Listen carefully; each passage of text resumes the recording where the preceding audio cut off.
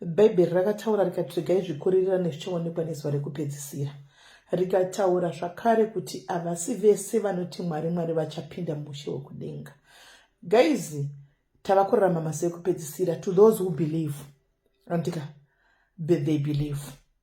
To those vasati vanyatso kuziva zviri kufamba sei, seek ye the kingdom of God and everything shall be added unto you. Listen, maona video ya Pastor Mboro iri kutenderera. Pastor Mboro went to a primary school with big machetes, wanting to attack people nemazi machetes avo iwayo. Vakidnapa vana 2 pachikoro ipapo, vana vadiki primary level. Ndobva vainda people, a whole bishop with a very huge congregation, very huge numbers in church. Vakidnapa vana 2. Everything is on video. Vakatora vana vakaenda navo. Right. People tried. Wesaka chitama kunobata. Vanga vachipurisa vangane mazipanga mazombe ku Nigeria aya. Kutobemba chakuda kutobemba chitona ngachitopona nekutisa. Anga asingatombosikisi. Tikutaura munhu, one of the biggest bishops in SA. Right. Zvadaro vaisa vana mu BM vakaenda nevana va mu BM.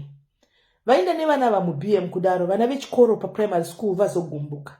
Vakaenda kunopisa church ya Pastor Mboro. As we speak, Pastor Mboro is in custody. Church ya Vira. This is one man akabotaurwa paya madays aitaura anonzani murume uyo akabuda chiwe aifumura machechi sushu. Achitaura kuti Pastor Mboro ndi pastor vefake.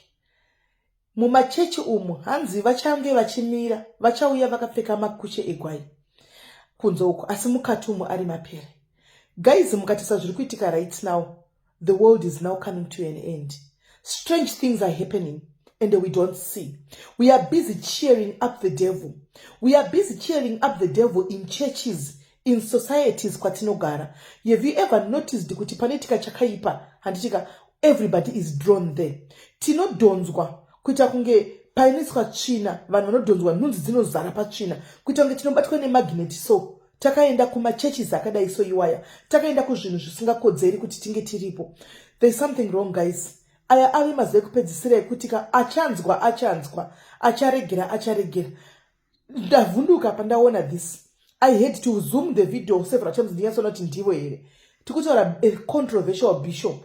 Anditika vanobuda pama TV papi vachitaura kuma bishop kuya program yambo tonana maponga iya nechi ndo vanga vakabata mapanga nasi ndo vakidnapa vana. Machechi aya, what are they turning into? Isusu people exactly sezvatiri. What are we following? Like really tichipinda mchechi ya Pastor Mboro takaenda vanhu tichiti tukuendepi? What were you following? Muri kuona kuti anzi how can a blind man lead people? You cannot be led by a blind man. Congregation yake yese, they are falling into a pit now. Shakaitika pagorere na Bushiri. People were talking, signs were there. Prophets came out and said kuti muri kutera zvinhu zvisiri izvo. Muchazvona nemazai kupedzisira vanhu vairwa fight ma street. Vanhu vainetsa vachirwira Bushiri. It's happening again today. This is us. Tinorwira Satan. Tiri busy kuti Satan ivhura dhoo ndipinde. Ndivhurirewo ndipinde kwauri kuko Satan. Ndivhurirewo, I want to be one of yours. Ndo zvatiri kuita. I'm still in shock kuti video yandaona ndi Pastor Mboro era. But unfortunately ndivo. Zvakaoma vedwe. Kwave nekupandukira napasirese.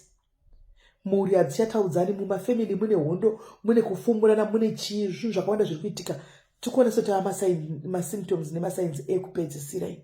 Amen. Zvakaiti ngonotsvoko tinotogoti kudi, but ndo zviripo mufunge.